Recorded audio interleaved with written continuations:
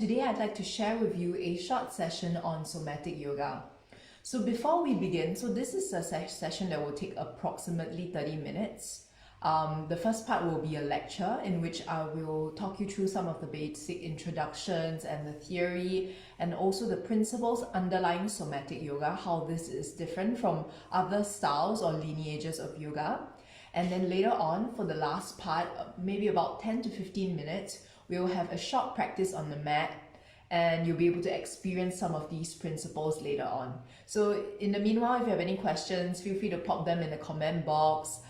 Any comments, any ideas. Also, if you're tuning in, let me know where you're tuning in from, and if there's what brought you here. Are you here because you're feeling some muscle aches in your body? Do you experience some pain? Or maybe are you a yoga teacher looking to expand and incorporate somatic yoga within what you offer for your students? Okay, so let's begin. So somatic yoga is a term that was originally coined by Dr. Eleanor Criswell Hanna, who is quite a prominent yoga educator and also an educator within the field of somatic movement exercises or somatic movement therapy. So Dr. Eleanor Criswell, she was the one I trained under, and she worked very closely with Dr. Thomas Hanna, who's her husband. He was the one who actually created the somatic exercises after being influenced by various other movement professionals, including Moshe Feldenkrais, including some other of the different famous instructors who are within the field of using movement to alleviate various pains and different functions within the body. Right, so what is soma? Why is it called somatic yoga? So firstly, soma actually means the body, right? It's not just the body. In Greek, it means the living body. So it means how it's a pathway by which you can begin to experience an embodied life, an embodied sense of movement and freedom. And what that means is that you are fully present and experiencing, receiving feedback from your body as you are moving. So rather than focusing on the outcome, which is I want to achieve this pose or this look, it's more concerned with the process or the journey by which you get there. And that is a very beautiful phrase or a very interesting way that they call it, and it's called means whereby, which was originally coined by Moshe Feldenkrais. And this means that it looks at taking you through the pathway from the beginning, from before you initiate the movement, from the moment that you begin to tell your brain that feedback that, okay, I am going to prepare myself to initiate this movement, and then moving from the beginning, holding the movement, and then coming out of that movement. So there's one whole process, and this is what it is focusing on. So I want to share a little bit more about somatic yoga and the context of it. So it's focused around your body, and how this might differ from some other yoga classes is in some other yoga classes, the traditional way of addressing the student would be in the more generic terms. So for example, they may, in class you might hear in a yoga class, the body, the right hand, the left hand. So instead of the, right, which is a less embodied experience, a little bit disembodied, in somatic yoga, whoever is guiding the practitioner through the practice, so in this case it would be me, I would reference your body. Because when we use the word your, it changes how your brain perceives and senses this information, right? And this technique or this method has been used with various different kinds of people who have received injuries in their body, people who are for example, have become immobilized in one part of their body, or have had, have amputated one part of their body and they no longer feel or sense that part. So this is the main difference, one of the main differences of somatic yoga.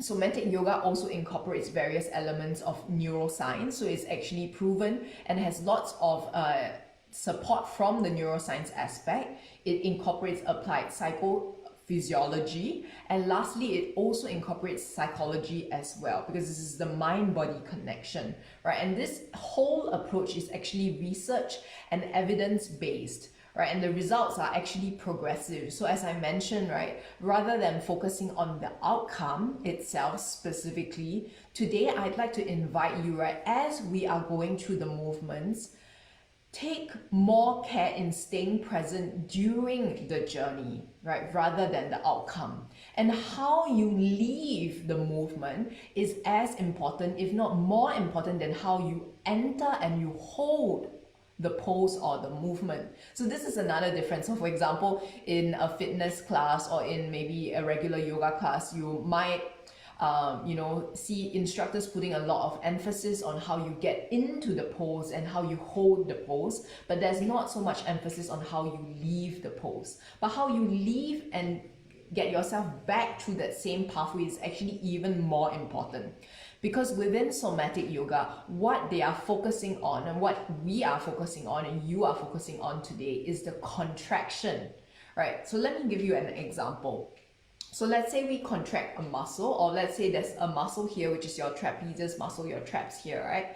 And they feel a little bit hyper contracted. Maybe say you did some exercises at the gym and there's some tension here, or maybe even in your lower back, there's some back pain that could be either chronic, so it could be something that happened because of a specific incident, like you were carrying something and you didn't do it with a good posture, or maybe, for example, it could be chronic. It could be from long-term, various issues that were underlying that caused that pain to, arise over time.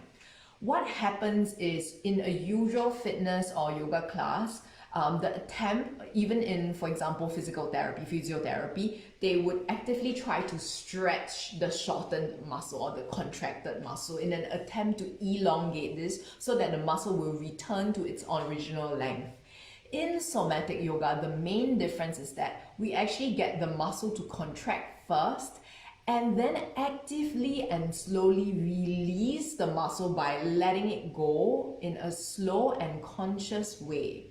Right? By doing this, we are sending feedback to the brain, telling your brain that it is safe to release that hyper contraction. This is why it actually, in many cases, may be more effective than actively trying to stretch or elongate the muscle. So what we're doing is merely moving the muscle into contraction, right? Never moving beyond what is your limit, and then slowly and gently releasing it, telling the muscle that it is okay to release, and then the muscle will release and elongate slowly and gently and also safely.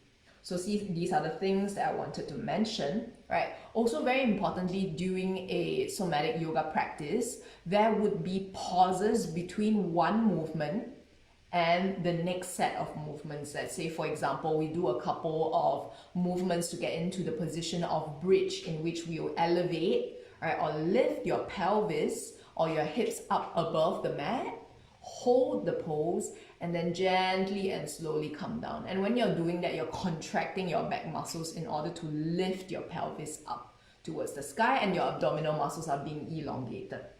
Right? So in between this exercise and maybe say the next exercise, which could be something like a cat stretch in which you arch and round your spine, I would invite you to then slowly release and lengthen your legs out and take a few moments to sense into your body.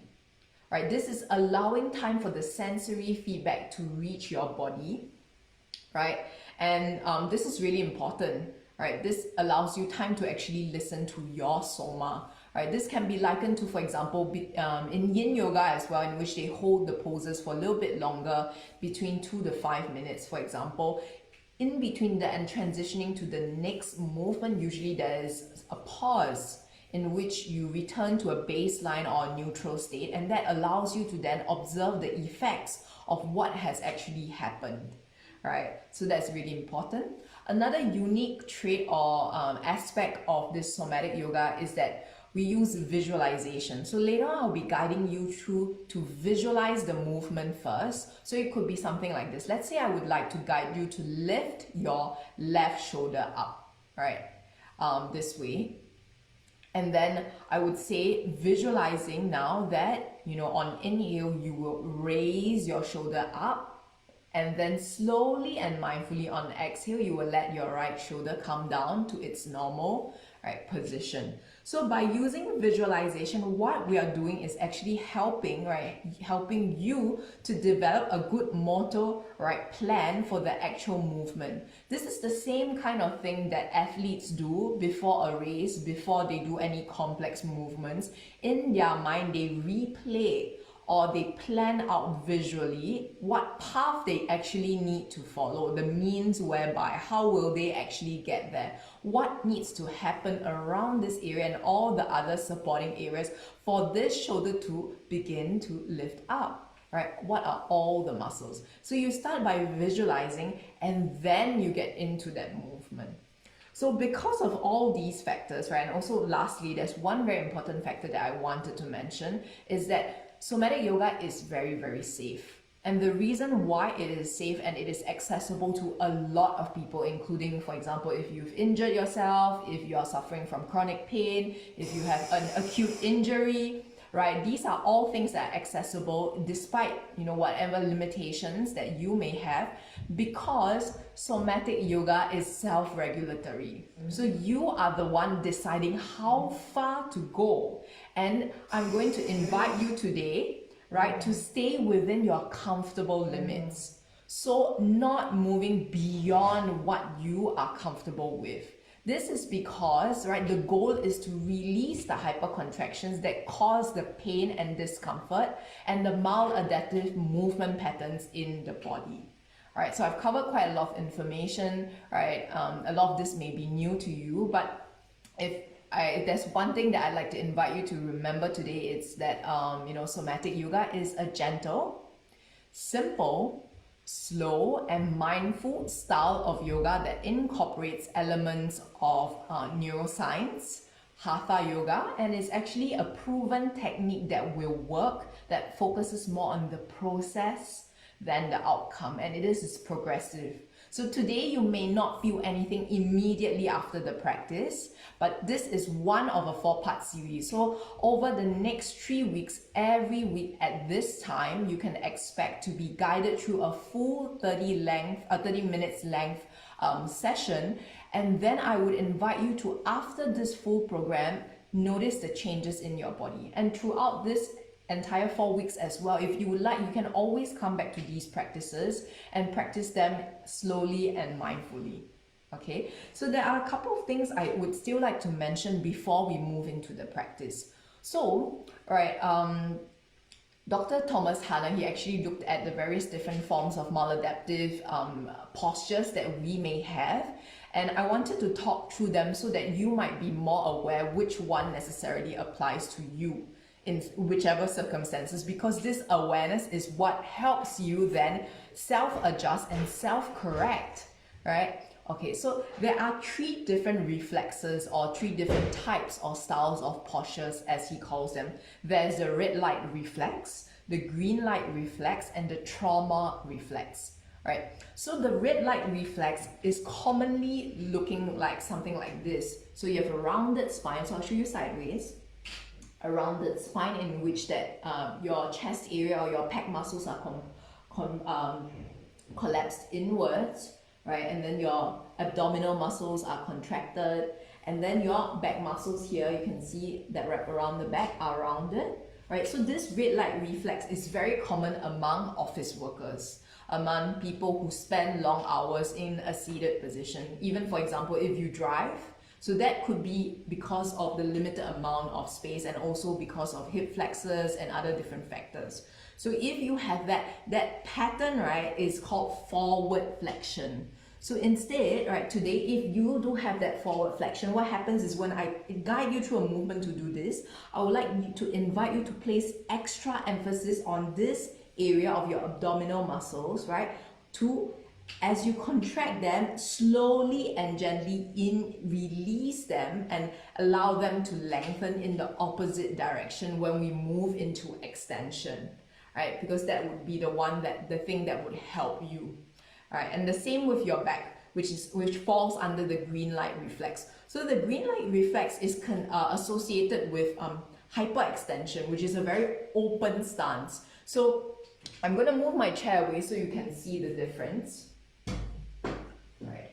So there are our nervous system can be divided into two main systems, right? There is fight or flight, and then which is commonly associated with withdrawing inwards, a little bit more rounded position to protect ourselves. So for example, when we are fearful, we often, show this stance.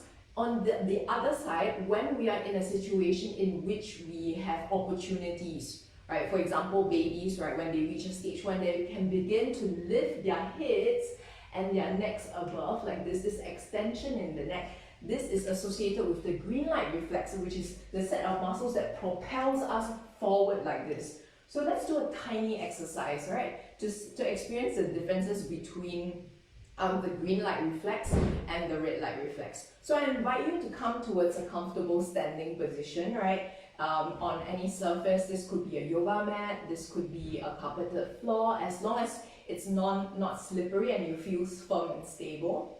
So we'll begin by just simply walking the feet on the ground, gently lifting one foot and the other foot.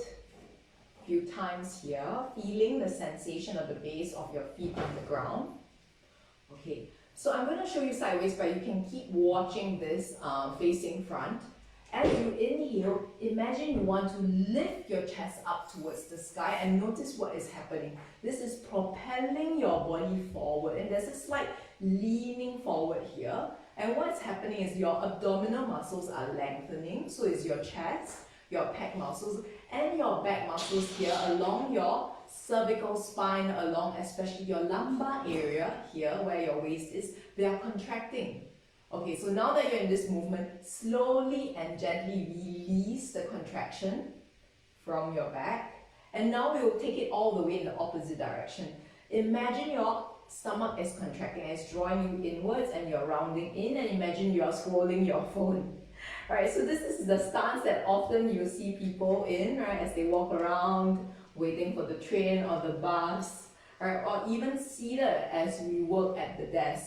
This is the red light reflex, this hunched in position, right, which is rounded. And what's worse is very often, to compensate for this, notice what happens when you do this. Your eyes, naturally, if they allow your neck and your head to follow this trajectory of your spine, is looking downwards. So a lot of us then compensate by having the neck like this. So what is happening here is you have red light reflex in your back, and then a green light reflex, which is this like arching back of your neck, which is why there is neck pain, right, over here in this extension, hyperextension in your neck.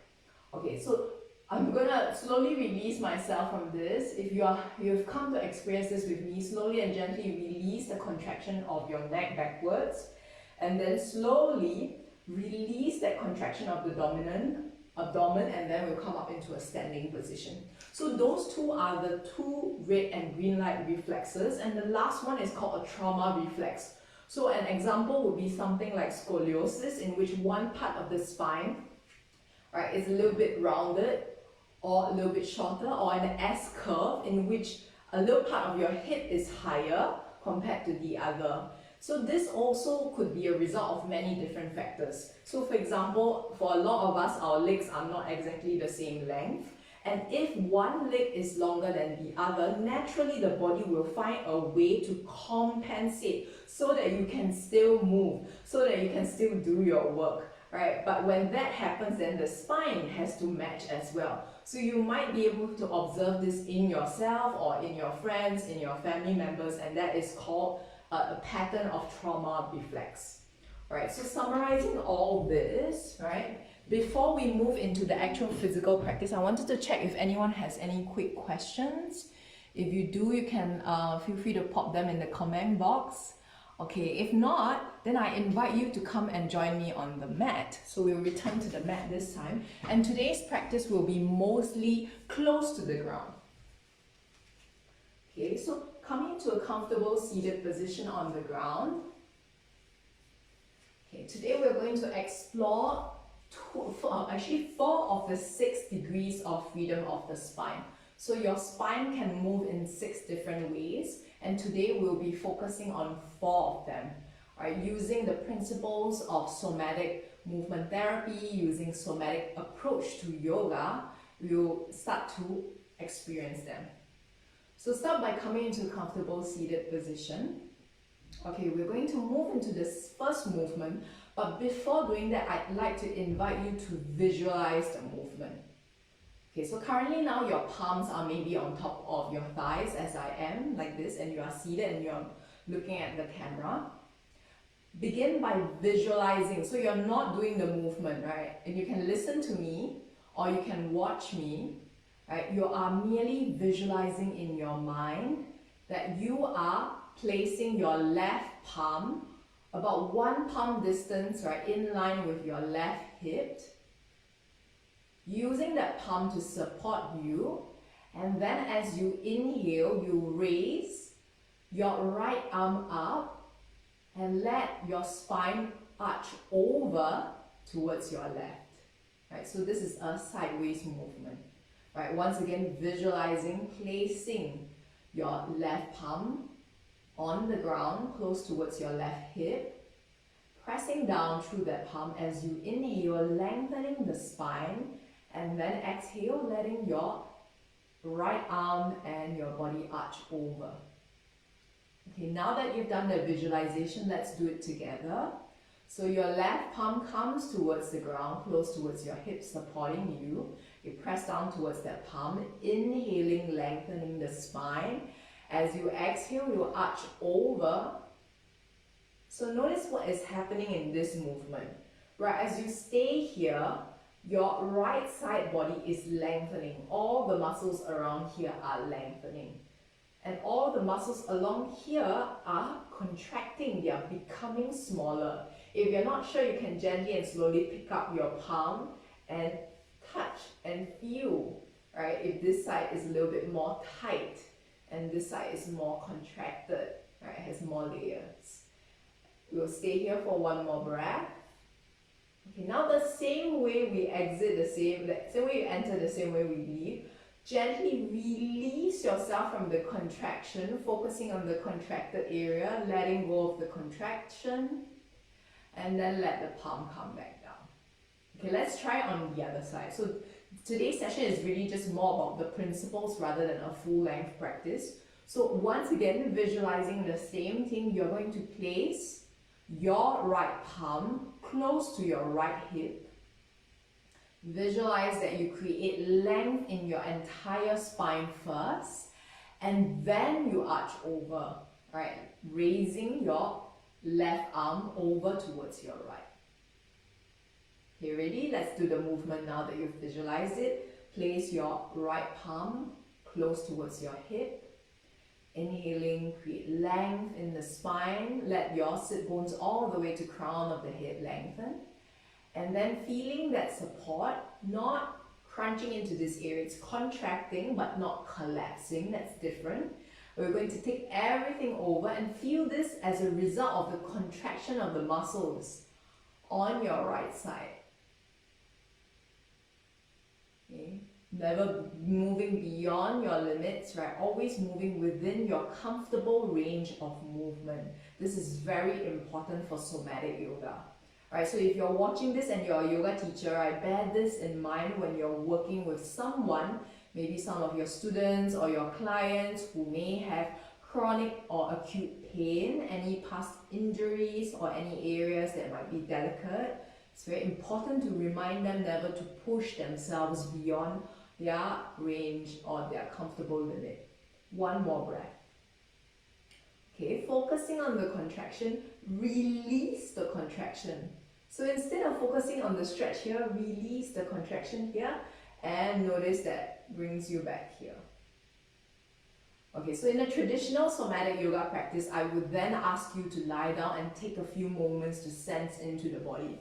So we don't have much time left, but for the last few moments, I will guide you through a practice on the ground that incorporates both elements of a traditional hatha practice, right, with movements that you might find familiar from hatha yoga, and then also some exercises that actually come from somatic movement therapy.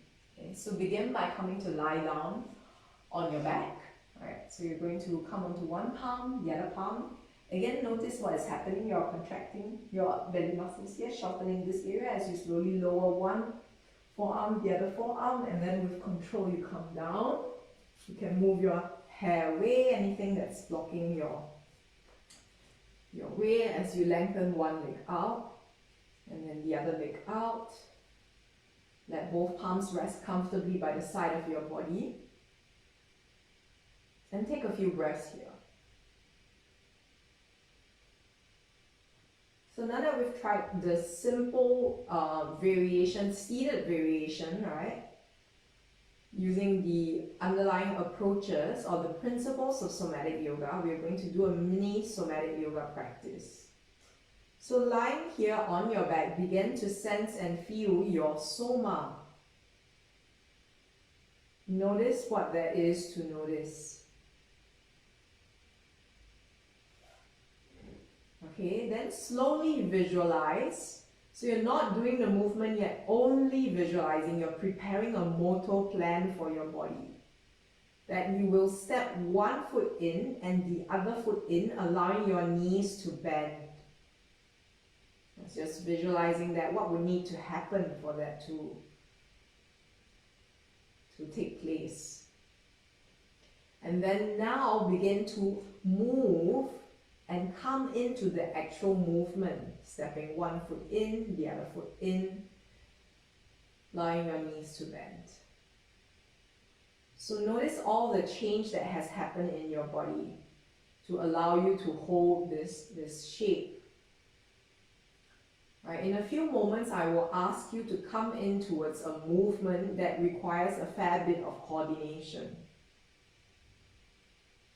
Visualize that on inhale, you raise your arms overhead and maybe they touch down on the ground close towards where your ears are. Visualizing that. And then slowly and gently begin to do that. Inhaling, raising your arms overhead, noticing what is happening. The muscles of your shoulders are contracting to draw your chest back. Your back muscles are also contracting here as you open the chest. And then stay here for a couple of breaths. Notice the difference in your spine. Exhale fully. Inhaling. Now begin to visualize. On exhale, you will also lift your pelvis up towards the sky, coming into a bridge-like position, right? And as you do this, what you are doing is you're contracting your gluteus muscles, your buttocks, the underneath of your thighs, and your back muscles to lift up into that position. Okay, now you'll come into the movement, exhaling, bringing your buttocks off the ground as you lift your stomach, your pelvis up towards the sky. Notice the contraction in your back. Important, now slowly and gently release the contraction in your back, and as slowly as you can, let your spine come back towards the ground.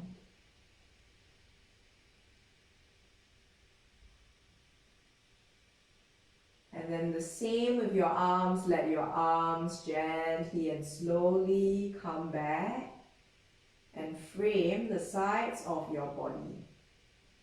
So this is one repetition, right, for one whole movement. And I broke down the arm parts, right, with the hip parts. But for the next 3 sets, right, that we will do together, so I will guide you through. You don't have to look at the camera. Listen to me and listen to your body. That's what's the most important.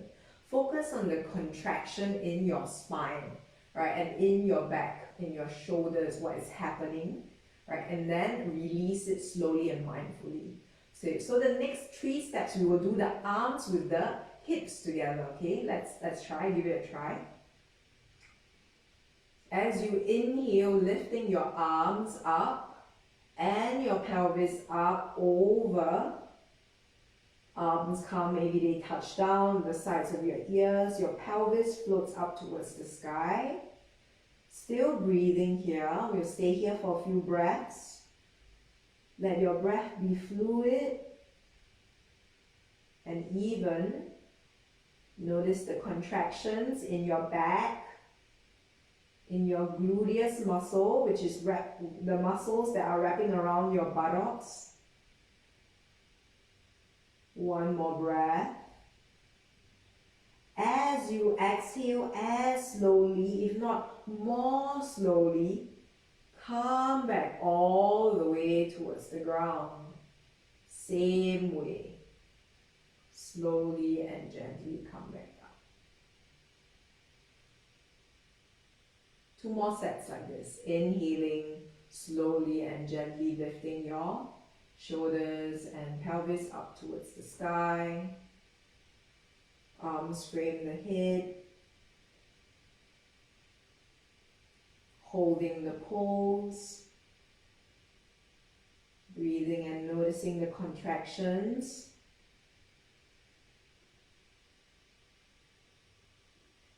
And then exhaling, slowly and gently let that go.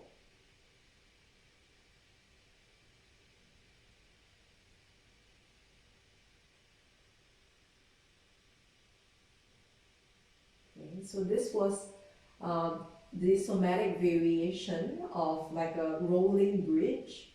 So from here, I'll invite you to lengthen one leg out, the other leg out, and let your palms rest by the side of your body. Once again, checking in, sensing your body, noticing what there is to notice.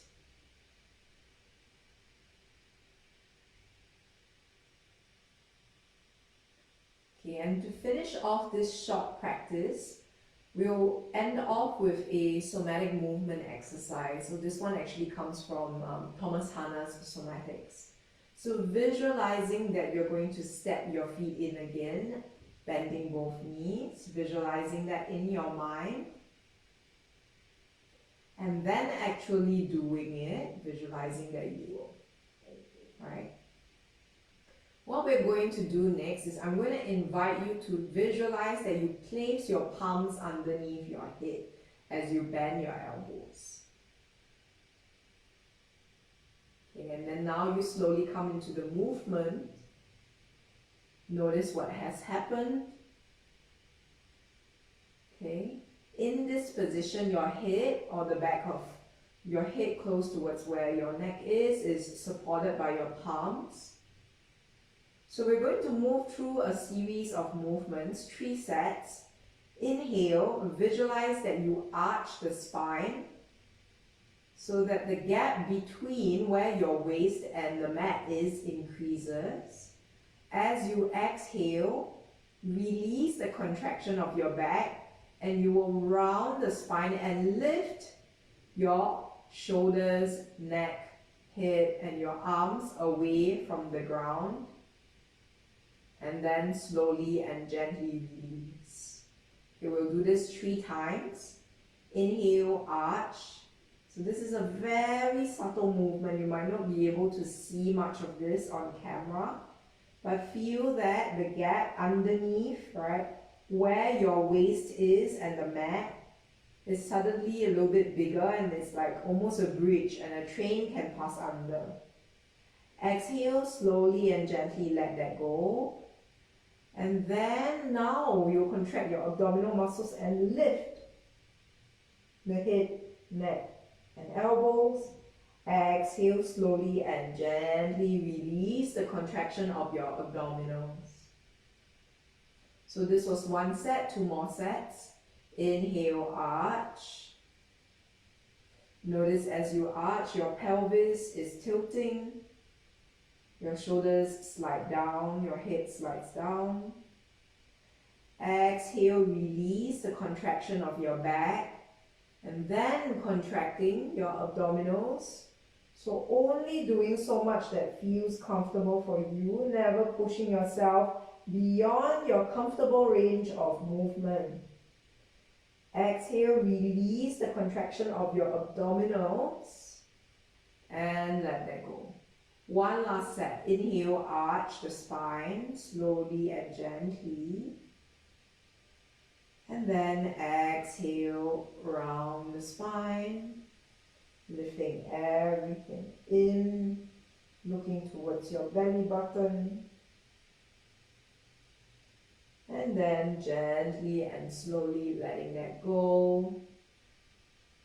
Can release both arms by the sides of your body.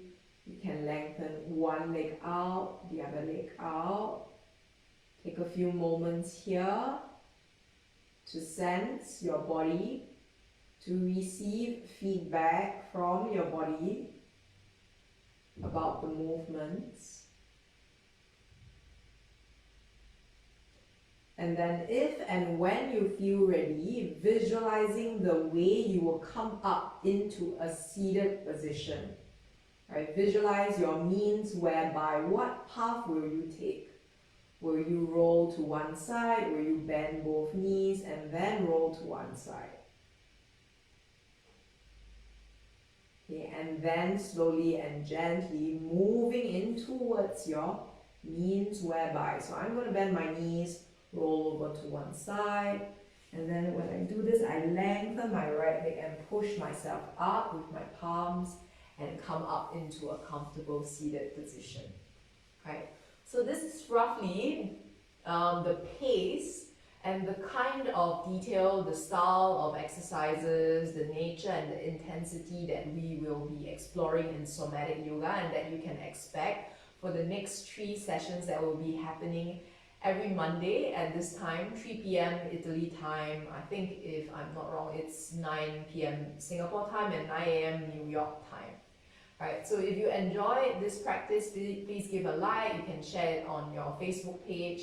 These sessions are free because I feel like this knowledge should be freely available to everyone, especially in these times. So this exercise doesn't necessarily only need to be practiced in these specific ways. So I would like to share with you the idea that it is the principle behind the movement and the technique that is more important than what kinds of movements we did themselves. So what are the principles? The principles are: move slowly and mindfully, never move beyond your comfortable range of motion, focus more on the contraction, so what muscle am I contracting to do the movement, and focus on the release, the letting go, the path of exit, rather than putting all your emphasis on entering the pose or holding on to the pose, right? How you leave the pose moving with grace and control is important. And then lastly, taking time to listen and allowing time for your soma to take in that feedback.